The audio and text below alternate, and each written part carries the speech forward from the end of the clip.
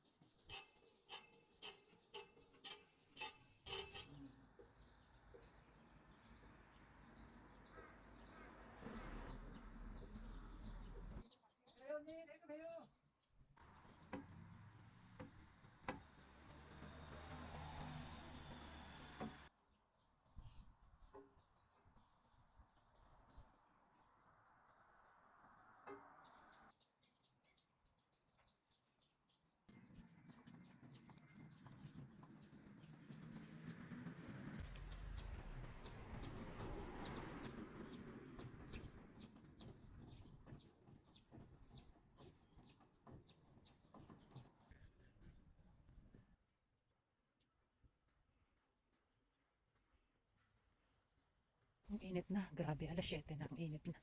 Sakit na sa face. Ayan, pauwi na tayo. Naka 2 hours din naman tayo. Okay na yun. Sarap talaga kapag nasimulan mo ng maaga. Kasi yung weather hindi pa gaanong mahapdi sa balat. 7:00 na kasi. Kaya ayan, time to go home na. Perks of being living here in Korea. Ayan, it's all free. Lahat ng mga park may mga ganito na equipment machine. O, diba? Ikaw na lang yung mag-a-adjust para mag-exercise. Diba? All free yan.